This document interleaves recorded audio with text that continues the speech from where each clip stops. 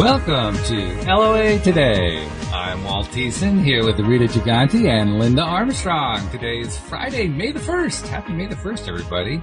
2020, 4 p.m. New York time, and wherever you are in the world, thanks for joining us for another episode of LOA Today, your daily dose of happy. And we're happy to be doing part 2 of a book that Rita brought to our attention last week called Working with the Law, 11 Truth Principles for Successful Living by Raymond Holliwell. And I have to admit, I'm still a little bit in shock, Rita, that, I hadn't heard of this book before. I'm glad you had, and it's an interesting book.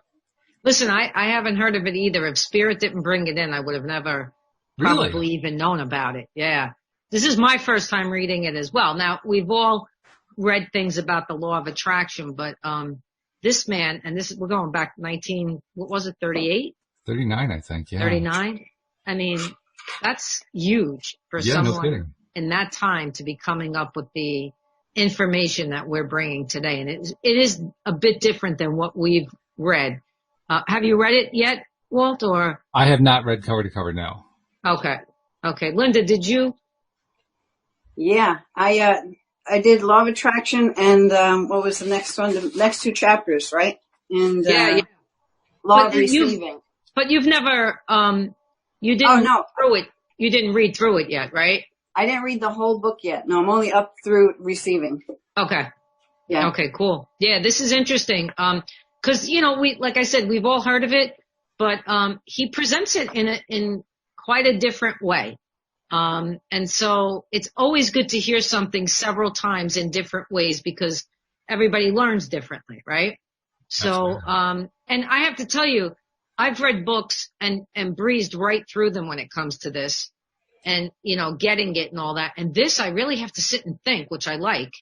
Like I sit and contemplate the things he's saying and the examples he gives. And I'm like, oh, all right. I never saw it that way before, Mm-hmm. So I'm hoping, people order it if they can. For some reason, the Law of Receiving chapter, God, it's like the first page I read 5 times. I don't know, something about the way he words things. I was like, yes. What? Yeah. Yeah. And that's why they tell you in the beginning, no, you're going to be reading this book several times. But now I know why. You're not going to get it the first 6. So. Yeah. Especially since we already have our ideas from everything else we've read before or heard before or did within our own lives to experience it. Right. Yeah. Yeah. It's interesting. I'm not a proponent of reading the Bible or anything, right? But he brings in certain passages from it that, he can connect to what we're talking about. I find that so interesting because, the Bible is up for interpretation to anybody, right? Anybody can read it and interpret it their own way. But he actually makes sense in some of the things that he quotes from there and how he describes it. So it's interesting coming from a Catholic background, although not subscribing to it now, but still it's interesting to have someone, I feel like he was divinely guided, when he was writing this for sure. 'Cause like I was telling Walt, like 1939, to me, that's like amazing. It'll be interesting to see also what happens as the book goes on with this theme that you just mentioned about quoting biblical verses. And I say that because there's another fairly important LOA teacher, Neville Goddard, who quotes extensively from the Bible, but he had very specific meanings that he associated with biblical icons and messages and stories and so forth. And so I'm kind of curious to see, is Holliwell going to do something similar? I mean, Neville's, to be perfectly honest, were kind of out there compared to what, traditional churches teach. Sure. And, and way, way out there, like way, it was like leading edge way out there, Right. So I'm kind of curious to see if Holliwell is going to do something similar. Awesome. I'm with you too, Rita, on the Bible quotes. Yeah. I like when I hear or when I see people speak about Bible quotes, because we know that was a long time ago. Yeah. And this stuff is in all that writing, but it's not given to us, like say through Catholicism or what other, at least I didn't get it. it. Mm-hmm. If it was being told to me that way, I certainly didn't get it. Right. So, it's nice to look at it with like fresh eyes and see how, this stuff has been talked about forever. Right. Curious Absolutely. thing too, because Napoleon Hill came out with his book Think and Grow Rich in the early part of the 1930s, and this guy comes out with his book in the late 30s. That era was a very religious time here in the United States. People were very, very deeply religious, probably more so than they had been, any of the, say, 50 years after that. Right. Nearly 100 years now. And yet, despite that fact, when Hill wrote his book, he deliberately kept specific religious references out of his book. Right. And whenever it came up to anything that might touch on something that was spiritually related, he would say something to the effect, well, if you're really following what I'm saying, you'll know what I'm talking about here. In other words, he wouldn't go directly at it. Whereas, say, Neville Goddard, who was also talking during that time period, he was doing his speech making around the country, particularly in New York, starting in the 1930s. He wasn't nearly as well known as Napoleon Hill, but he was regularly pulling out the biblical verses. So I think it's what makes you comfortable. I think maybe one was afraid that people wouldn't subscribe to what he was saying because he was referencing that, and others can relate to that if they're connected to it. So Hill's publisher is on record as having said he wanted to have the more spiritual references pulled out because he didn't think it would be selling well in the mass media market if they were included, which is really ironic given the time. Interesting. Isn't it? Right. Yeah. Okay. Wow. And meanwhile, Goddard was basically rewriting the Bible. So, I mean, each one of us could rewrite it and we'd all have a different, probably, synopsis of it. So, okay. So, the law of attraction. What did you get the most out of this, Linda, when you read that piece? I think I took so many notes, but what did I get the most out of it is more with, I have to look through my notes to see what really stood out the most. Okay. But I would and I took lots of notes. I guess the way he talks about, here, I put this one. Is this his quote? I don't remember now. Much like the pull of gravity in the physical realm, expectation is a drawing force of the mind which acts as in the invisible realm. So he's talking a lot about desire and expectation. Right. And how they work together. Right. Which was kind of cool the way he put that. I think he made it more clear in some way. So he says desire without expectation is idle, wishy-washy, or just dreaming. Yeah. But at the same time, he is also saying somewhere in here too that the expectation isn't you're not putting a how it comes, because that's always what locks us up. But it's just a knowing and a trusting that, I guess, if you really trust in your ability to create and you have this desire and you keep your focus on it, because he does talk about taking action, not just like putting it out there, because that would be wishy-washy again, right? Mm-hmm. But that how important it is to just expect and know that this will come in some way, shape, or form. Right. Yeah. So but not dictating how it comes. Yeah. So I don't know if that was like right in the beginning of the whole thing. And then he went into, three different aspects of it. So he goes to, I think though it's important for people to understand that desire is kind of the premise of what sets it up. You have to desire something. And if you don't think it's possible right from the get-go, it's like you think, oh my God, how could that happen? That could never happen. Whenever someone desires something, it's already available to you. Okay? That's the bottom line. It's like you can't desire something without it being somehow available in the universe. Yeah. Okay? So initially that desire is so important, like the focus of it, like being really clear about what it is. Like, for instance, I want, cause everybody has in some way, shape, or form, at least the people I've dealt with, have an issue with money. Whether they were told money is the root of all evil, whether they were told, you should give more than you receive. because that's the way, because that makes you a good person. They don't realize that, the giving and receiving is has to be a flow and a balance, and, the expectation, like you said, has nothing to do with how it's coming, but just expecting that it will come. Right. In so whatever, he breaks it down with desire, attention, and expectation. Mm-hmm. But I'm going to read just this one sentence here. It says the first phase of desire embraces a positive process of attraction. That is, when an individual earnestly desires a thing, he sets up a line of force that connects him with the invisible side of the good desired. Right? So that's just by having that desire, because everything's energy, you actually you're sending out a line of force to that. Like Abraham says, it's already out there, right? Right. It's there. Has to be. We're just setting up that line of desire. And so you need to, it says desire without expectation. It's just that idle, wishy-washy dream. So I like the way he blends the three of the things together.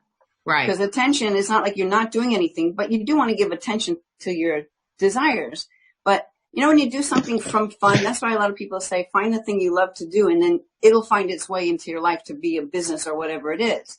Right. Because when you're loving something and you're in that high vibe of creating or doing or whatever, right, you can create.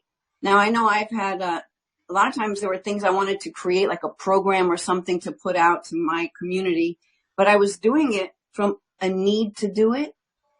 Not the desire was there, but this need to get it done took it over, and the energy changed. Right. So that energy became more heavy or more forced or more like a doing action that wasn't in that joy of the desire.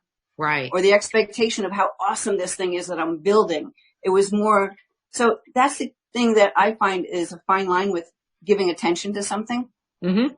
You got to be careful what energy you're putting to that attention. And you might not even recognize if it's negative. No. I had someone pointed, Ro Rubinetti Capiello, she pointed out to me one time, she goes, you're creating this from the wrong energy. I'm like, what are you talking about? That's funny. That's an interesting point. She pinpointed what my energy was, which was not a creation energy. It was a destruction energy. Right. Go ahead, Walt. I didn't know it. That's an interesting thing that you just said, because in the quote that you read, it made reference to connecting invisibly to your good desire. And that made me think, are we talking about a good versus bad desire there? Is like a sort of a value judgment on that? And if so, I'm kind of curious, how does he reconcile attracting what you really don't like to yourself just by focusing too much on what you don't like?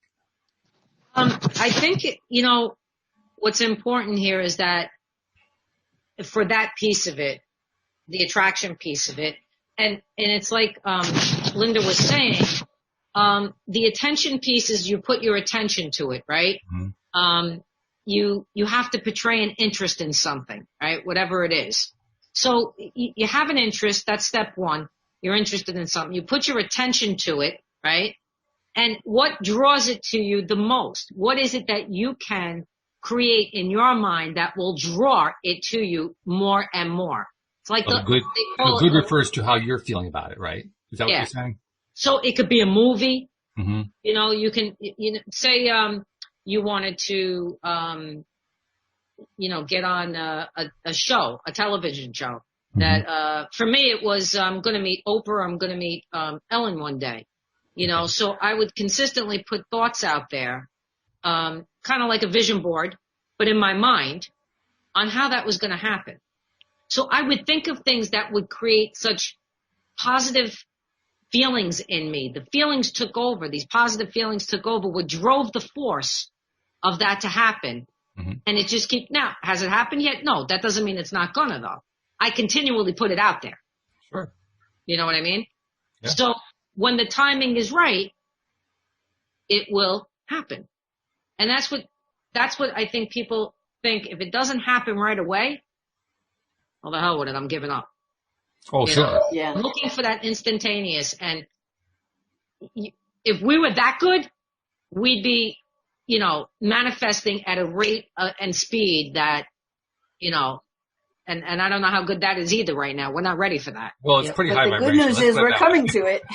It's coming. The good it's news on is its we're coming way. to it, but with a higher vibration, Yeah. right? If we were perpetually doing this not at that vibration, well, it could be destructive too. So you have to be careful. Mm-hmm. Yeah. That's an interesting, So interesting he way to talks look about, at it, though. Go ahead. I was just saying that's an interesting way to look at it. Oh.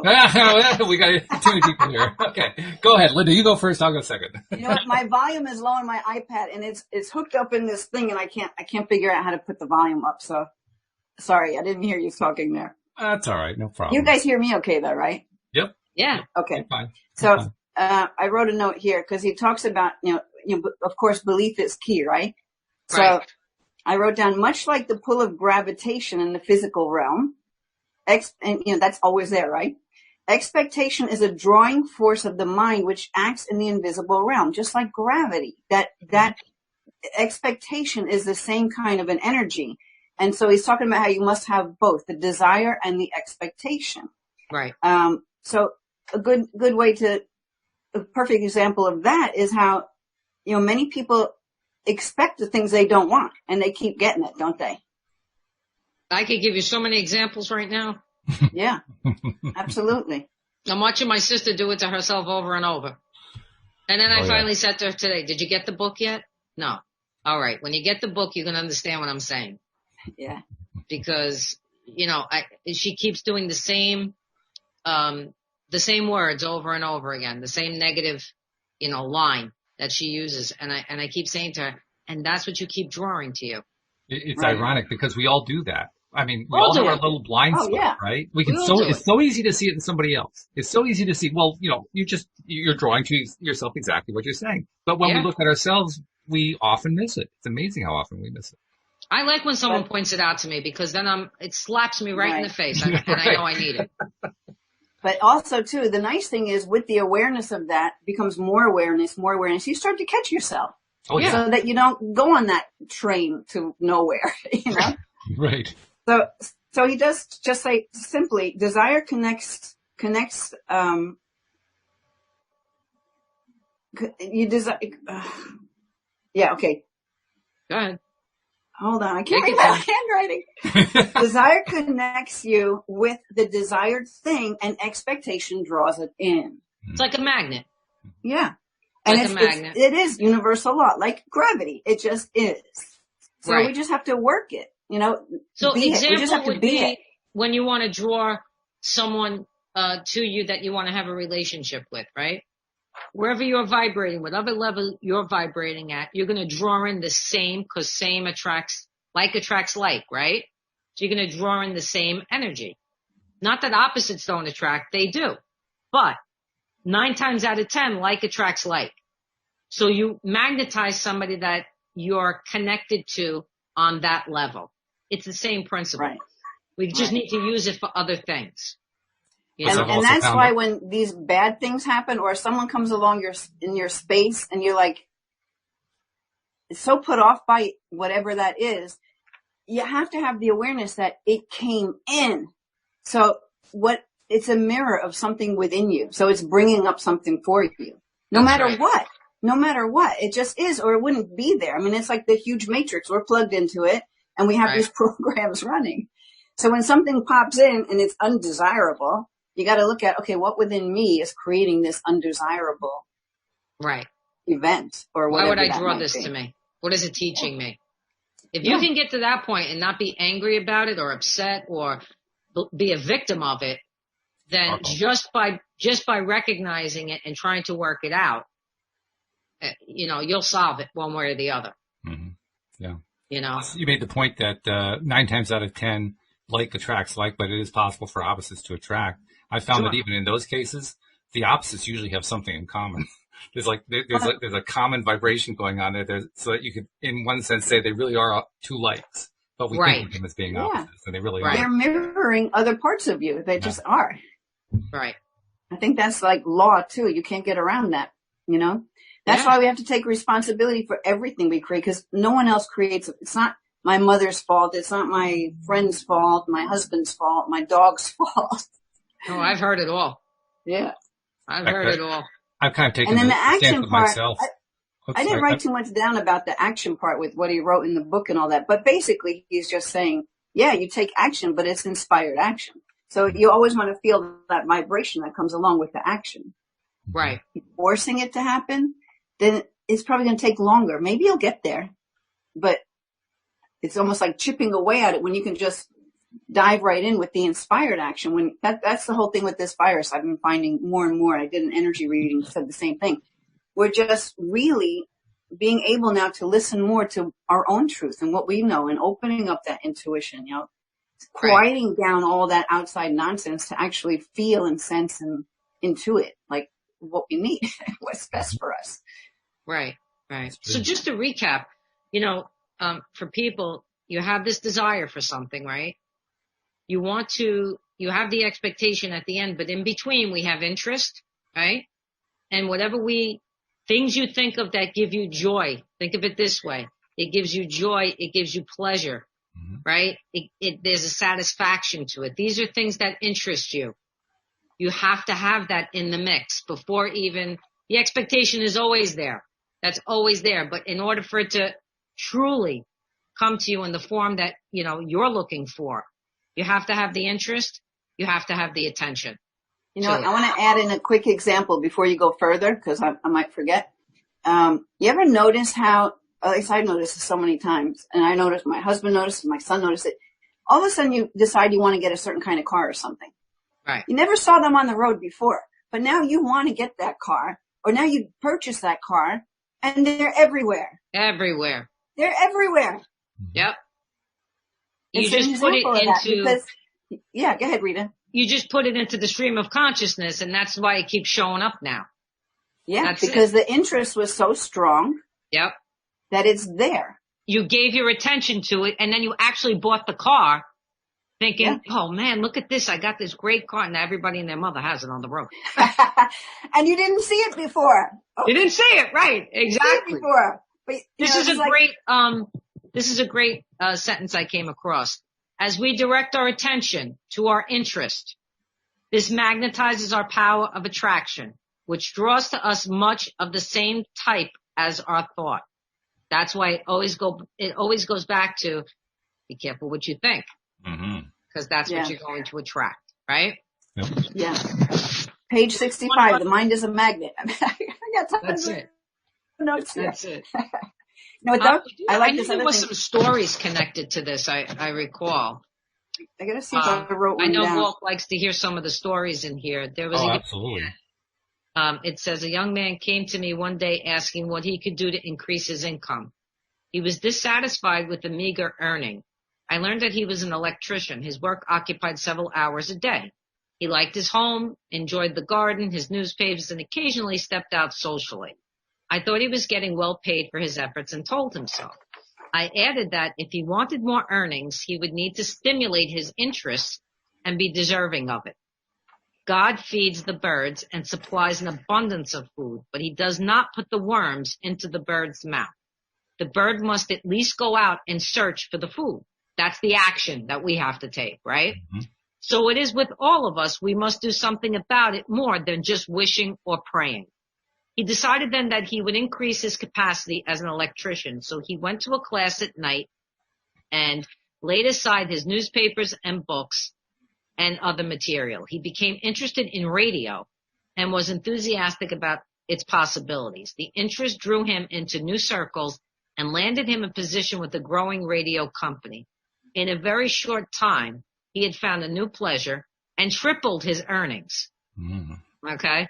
No one is to be blamed for the dissatisfied life but the man himself, because he failed to expand his interests with his desires. So he put his attention out there, right? He had the interest, put his attention to it, had the expectation, and now he wasn't even doing what he set out to do, which was be an electrician. He became a radio person, making triple what he was making. So that's just, it's just a good example of you have to take the action. You can't just say, well, it's like that. I love that story with the man in the rowboat, right? That God sent, I don't know how many. Oh, yeah. Yeah. Right? I mean, yep. That's a good one. And, Yeah. and it's not that it's impossible to attract without taking action. I mean, clearly it can be done. People have done it. My colleague Dan Mangana did a whole 5-day challenge on 80% of the people who participated just attracted something out of thin air. But it's really hard to do it on a consistent basis at that really, really high vibration level. It's so much easier to take some action along with it because you kickstart it that way. Yeah. You're not just waiting for something to come in because, well, I'm checking to see, is my vibration high enough? It's not here yet. I guess not. I got to raise the vibration more. You take some action that actually raises the vibration for you just by doing it. Absolutely. Yeah. Absolutely. Yeah. Yep. So you really want to just keep your attention on the higher goals, the higher vibration goals, and off of the stuff that pulls you down or makes you feel like it's out of reach or it can't happen or it'll never happen. Because that's just it's a dwindling spiral. You just can't get out of that. I love how he describes expectation. He says expectation is attention with intensity. Yeah. Your attention to something with intensity is really expectation, he's saying in the book. Mm-hmm. And he's right. It's just an active form of attention. That's what that is. So you have to believe in all the possibilities, and you have to know from the get-go that if you are desiring something, it's already there. It's just now, how are you going to manifest it? Like, in other words, it's already available to you. The supply is there, like we talked about last time. It's how are you going to bring it into your life? How are you going to bring it into your energy? And how fast can you do it? It makes me think of, I used to like to watch the, So You Think You Can Dance years ago in the beginning. And there was this one kid who won it, who didn't have any dance training at all. Mm-hmm. But he would dance in front of the mirror since he was as young as he could remember and imagine himself being famous and doing all this stuff. This guy beat everybody else out.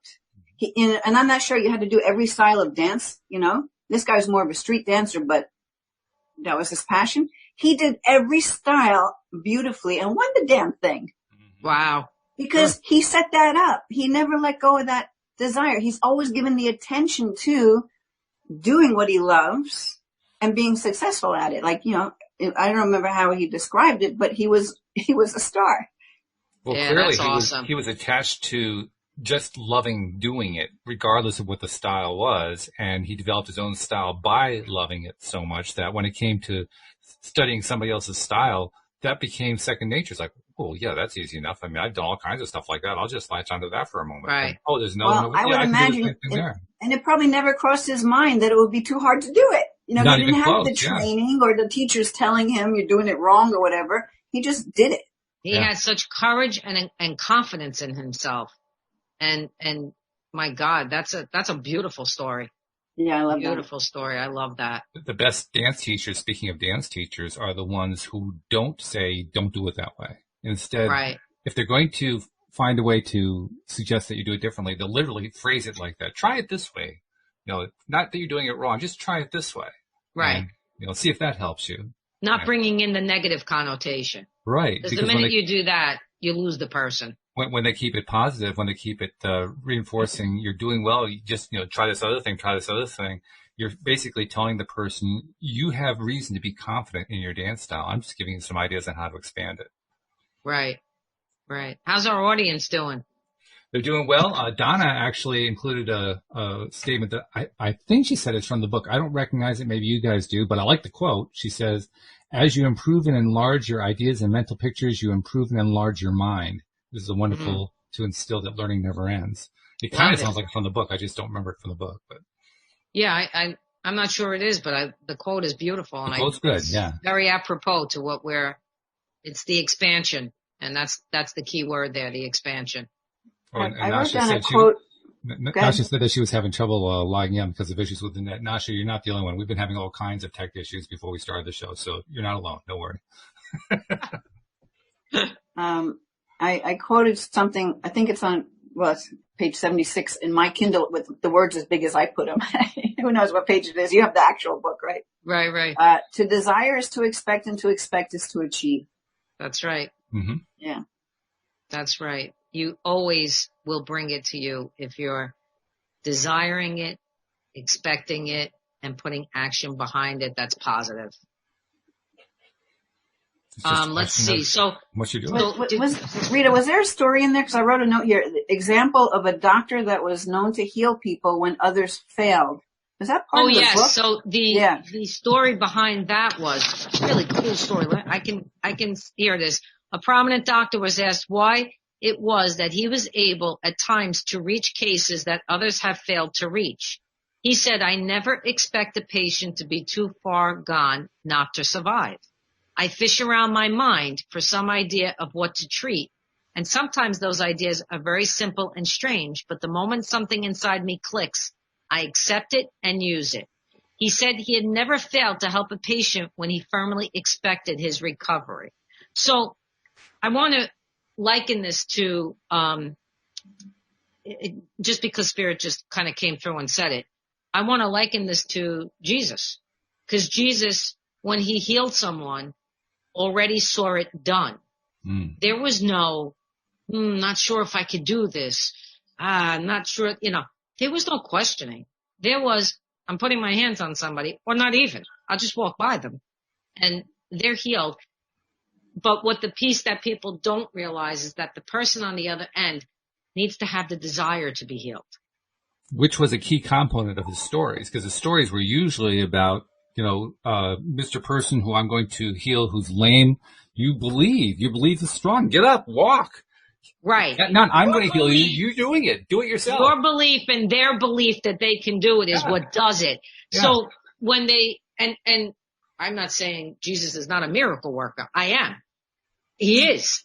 But we're all miracle workers. Yes. If we are in that position of that belief and the other person is in that same position, well, they'll get up and walk, talk, whatever it is they need to do at that moment. So I think, it's such a small story, like it's a paragraph, you know what I mean? But it's huge in the sense that this guy that he just never ever thought, oh, I can't help this person. They're too far gone. Then we have doctors that tell people, get your affairs in order. Now, that person goes home, right? That person goes home and they're completely done, devastated. They can't get past that piece, right? So your words and your intention and your energy behind it can certainly affect another human being. Now, the thing to remember, though, is the person that they're telling needs to say, oh, no, that's not my truth. Right. No, I don't need to get my affairs. You don't have to buy into it. Right. You see what I'm saying?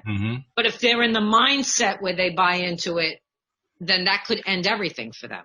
Right. Yeah. So there was a docuseries that I think it was The Truth About Cancer. I forget the guy's name who did it, but he's done a lot of these different docuseries. And he had stories and so many people talking about how they were told you have like days. Right. And that person was like, no, I'm not, I don't, that's not what it's going to be, and completely healed. And this one guy, anytime they moved him, another bone would break. All his bones were just breaking. And when they're interviewing him, they're seeing him at his son's baseball game, sitting on the bench. He's like, I wouldn't be here now if I listened to them. So he went, I guess, decided it wasn't going to be his truth and did all this natural stuff and healed himself. Yeah. And do you medical guys science know Dr. Joe? this. Go ahead, honey. I'm sorry. Medical science recognizes this. They call it the placebo effect and the nocebo effect. Placebo right. meaning you believe you're going to get better, so you get better. Nocebo meaning that you believe you're going to get worse or you're going to die, and so you get worse or you die. Right. And it's documented. Both effects are very well documented. Yeah. In fact, I've been encouraged over the last few years that a number of major universities have created placebo departments to explore it and to study it further. Because for the first 40 or 50 years, they just it was something just to exclude from a double-blind study. It wasn't something to actually study. Now they're studying it, which is cool. Yeah. It's really cool. If you've ever read anything with, what's his name? Dr. Joe Dispenza. Oh, yeah. Right?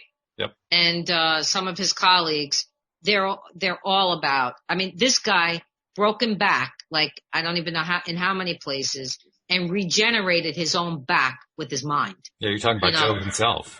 Yeah, Dr. Joe himself. Yeah. If anybody out there is listening and they don't know who he is or would like to understand a little bit more about him, he really is, I want to say he's like cutting edge, this guy. You know what I mean? With some of the stuff that he does. And, you know, and so I've tried some of it. Not easy, believe me, by any means, but it can be done. I've seen it. I've experienced some of it myself. Again, it's all what you feel connected to the most, but incredible stories about that placebo. No doubt about it. In fact, we were fortunate enough, Dan Mangina, who's one of the co-hosts, has been one of the team leaders at the Dr. Joe Dispenza workshops, and he brought in another team leader named Kim Lee Boda, who gave us even more stories about what it was like being at those workshops, and they are phenomenal. I mean, you're there, and these people are coming in with these really dread diseases and horrible chronic conditions, and they're getting up and walking for the first time in their lives, and they're healing, and they both describe it as just unbelievable to watch. Just be a part of it. It's some cool stuff. It really is. Yeah. It really is. It reminds me of go ahead, honey. Sorry. There's this little book called Zen in the Martial Arts, and then I think Zen in the Art of Archery. I don't know which one it was, but this guy in there talks about having his hand crushed. And the way he healed it was he just would imagine he had all these little construction workers in his hand. He would do this all the time. He healed his hands with these little imaginary construction people within his hand. Yeah. That's awesome. Yeah. I love it. Cool. It's because it's like thinking from a child's perspective. Yeah. You know what I mean? Like a child would think like that. Listen, why not put little guys in there and fix it? Sure. You know, I mean, whoever it takes. I did a session with my brother once for a shoulder injury, and I was guiding him to, find his way of putting something in there. Cause like my father, I did it with my father. I brought this to what I do. My father put little surgeons, he had a shoulder thing in his shoulder, and it was helping him, right? My brother, he goes, oh, I got it. Okay. I know what I'm doing. I'm like, well, what? He goes, oh, I got all these little women in their bikinis, washing it out and fixing it. I'm like, all right, cool. Whatever works for you. Yeah. That's what I'm talking about. See? Yeah. That's some good stuff. It doesn't matter what it is. Doesn't matter. But what did he do? He created desire, right? That piqued his interest, the girls in the bikini. Yeah. Sure. Yeah. Right? Which brought him the end result.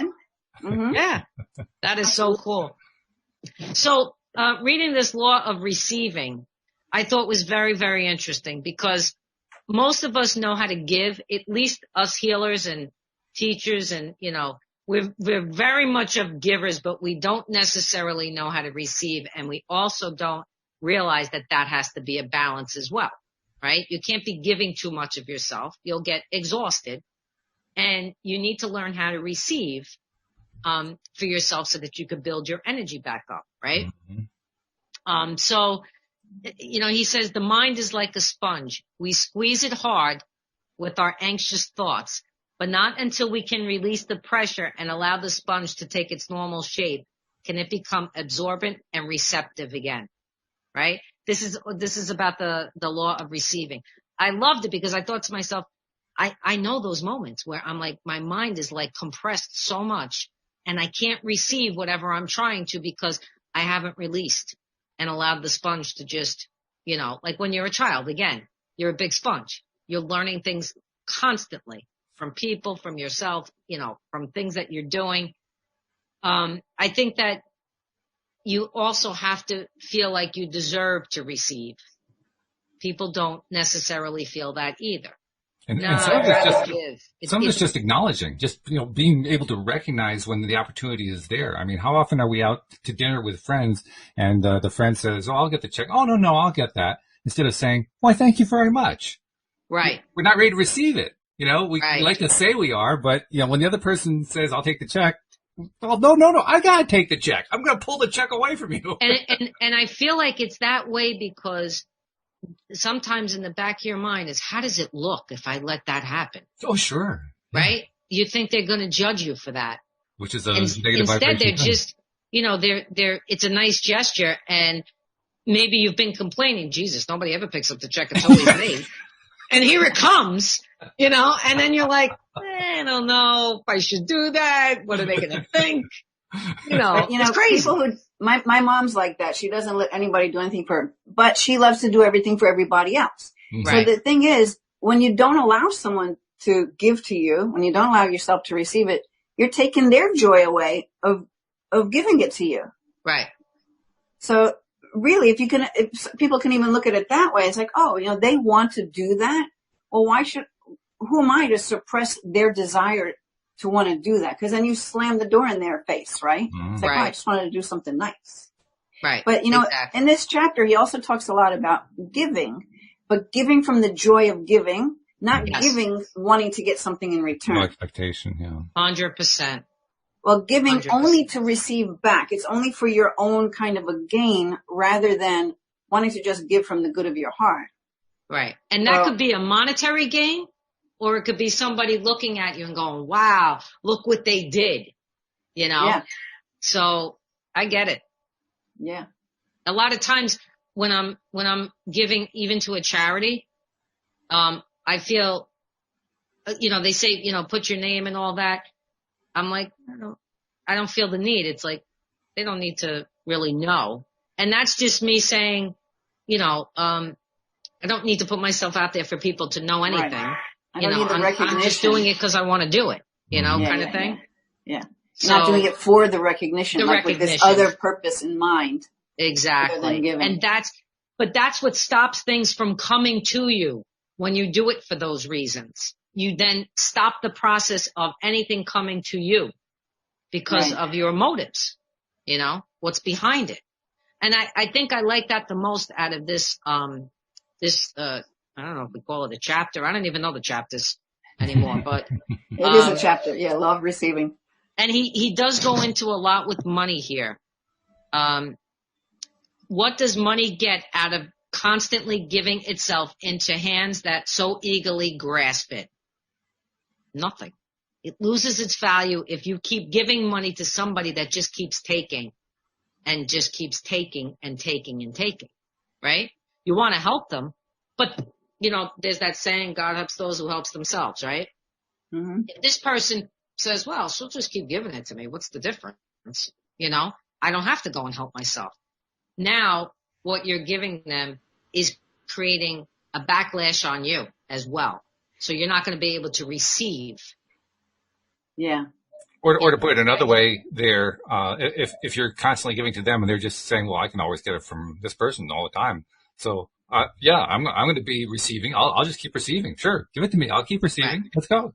And until you stop, they're just going to keep going. They're going to keep going. It isn't until you stop that now all of a sudden, okay, they have to kind of reevaluate. So where am I going to receive from now?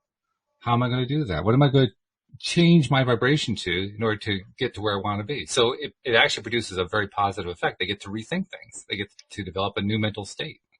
Yeah, absolutely. It's also, you're taking their power away because you're not allowing them to be the creator to create for themselves. That's right. I was just going to say that you take their power from them, and then, this is how they think life is, that they can just go around and get from people what they want, and I'm sure we all know somebody like that. Mm-hmm. We've been in contact with somebody like that. And sometimes it's even a family member that you have to, say, okay, enough is enough. I can't do this anymore. Interesting thing about receiving too is that it's not just money. I mean, I know he makes a big deal about the money. He spends a lot of time on it, probably because that's where most people are thinking about it. But the fact is there are lots of different ways to receive. And one that just comes to my mind quickly is you got, a small group of people, you and some friends or whatever, and you're heading toward a door to go into a building, and one of you reaches for the door handle, opens the door, and the others are expected to go through. Except that there's one person who says, oh, no, you first. That was a case of a person who couldn't receive the gift of having the door held for him. Right. It had nothing to do with money. It just had to do with a mindset that says, I can't receive, I have to be the giver. Right. Especially the men especially because they feel like they have to hold the door, Right. But that's my job. That's my job. But because maybe it was drilled in them that they have to do that that's the proper thing, the right thing to do. It's all just programming once again, Yeah. Right.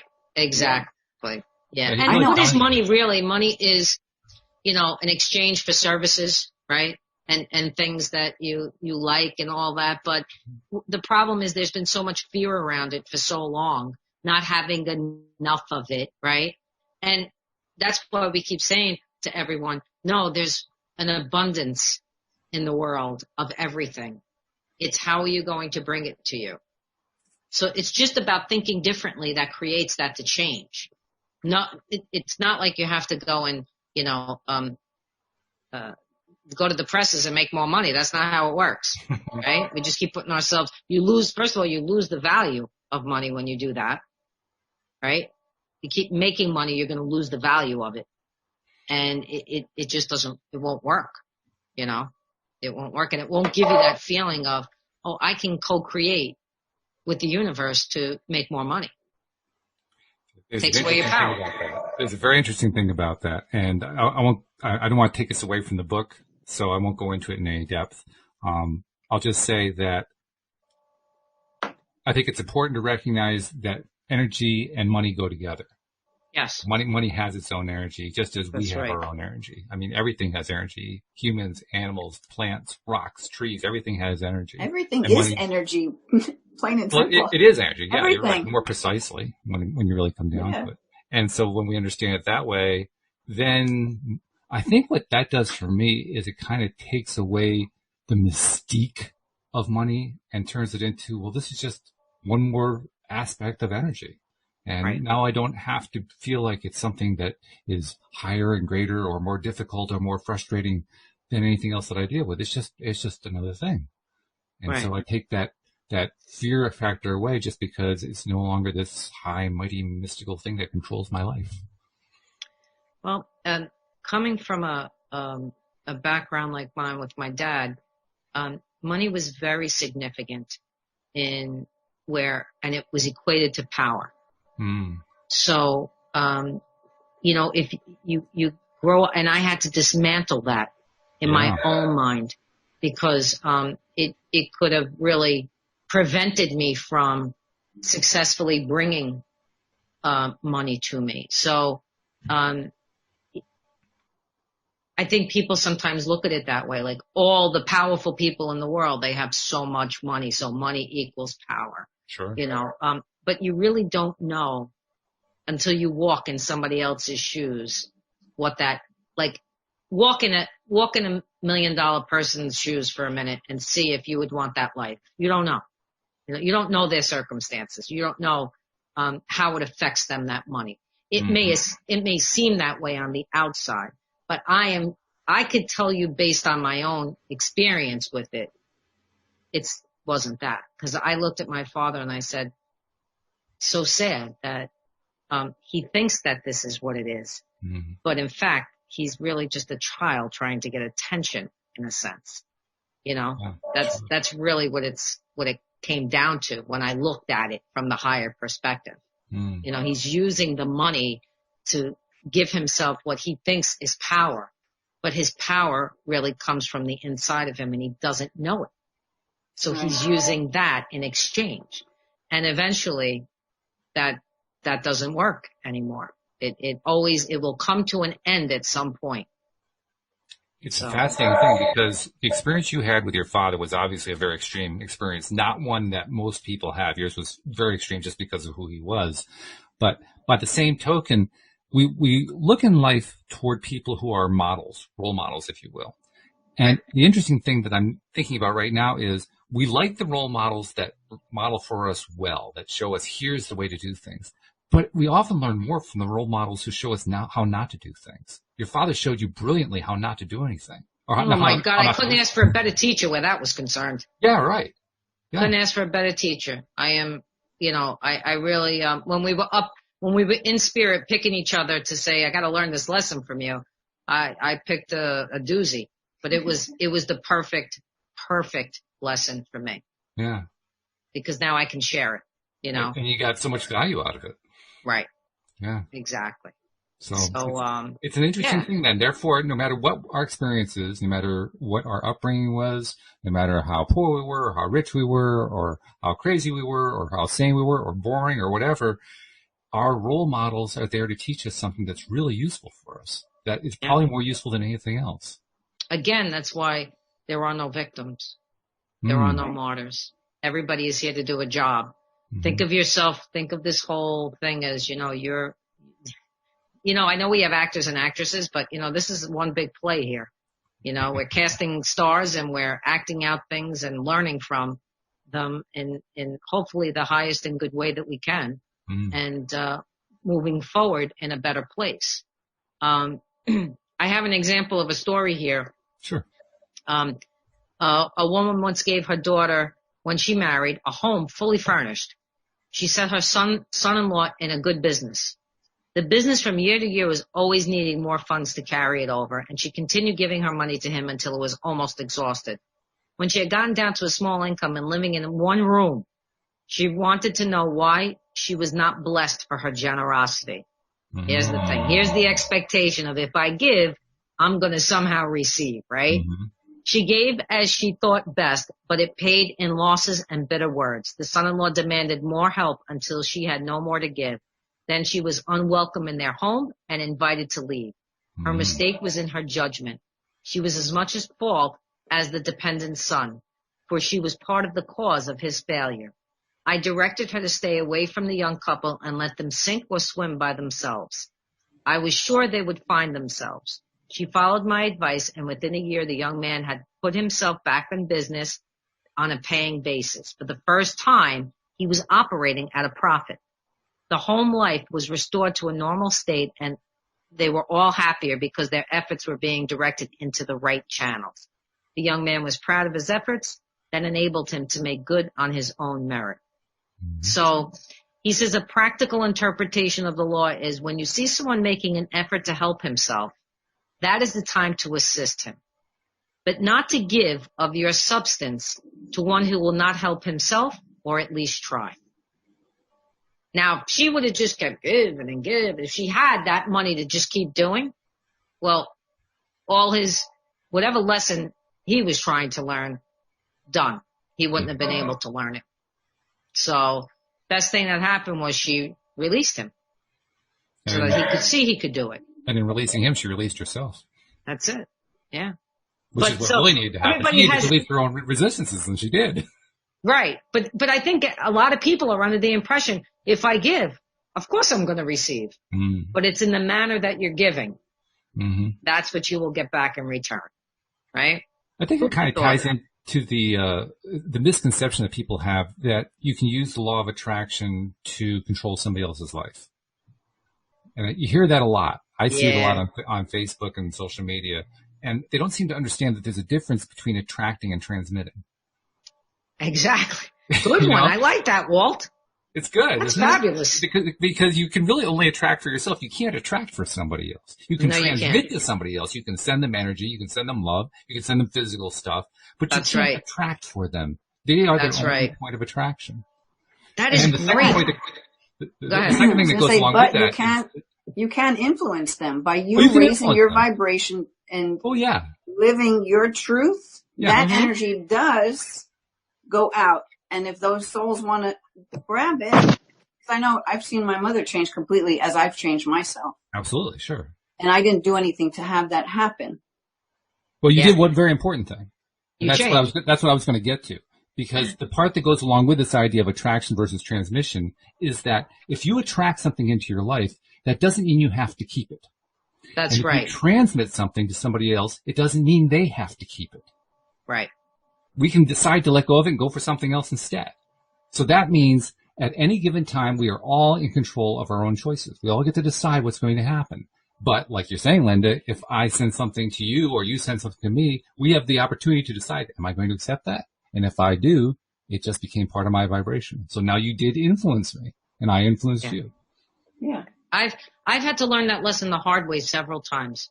I've allowed certain people through the course of my life to influence me in a way because of my own fear, influence me in a way that would be negative for me. And I'm learning, just recently, more than even before, how not to do that. Yeah. Because we all struggle with something. Nobody's perfect. So we're all working, every day we're working towards a better self, a better, how we want to better ourselves. So nobody's alone. Whatever somebody's experiencing, Walt, me, Linda, we've all experienced it in some form. We're all here to help each other. So, and that's why I love doing the show. Oh, God, that's why I do it 5 days a week. Are you kidding? You must be on a high every day. I know. Well, I look forward to it. It's kind of like an addiction where, you know, it's like an addiction without a drug that actually hooks you and makes you worse. Right. Right. It's a drug that makes you better. To tap into what Walt was saying too about sending, you cannot go wrong by sending love energy out to anyone. Right. Because if they're not willing to receive it, it just bounce off and go to somebody else. It's never wasted. Mm-hmm. Of course. Of course. Of course. Yeah. Yeah. I know. That's the beauty of it. I walk through stores or parking lots, whatever, and I'm just like sending love. Most of the time, I don't always do it. Sometimes I'm not in present time or something. One time I remember I looked at this woman walking past me and I was sending love to her, and she looked at me and she's like, "Who you looking at, bitch?" I was like, Oops. So I was like, no one. Yeah. And I just went in, like I could have been put off by it, but I was like, oh, well, I guess she couldn't take it, you know. Right. Hopefully some of it seeps in, right? Right. But Right. she was repulsed by me sending her good vibes. Yeah, it was she like, could not boom. accept that. Oh, Yeah. well, Yeah. we'll pray for her too. Yeah. Those are the kind of people that really need the prayers, you know? Yeah. She was clearly in a resistant mode, and no, that's the way it was. That was a person who was saying, "No, thank you, I'm not going to keep it." And the vibrations were so different that even just seeing me in my like open state was like, no, can't have that. Mm. Yep. Yeah. Yep.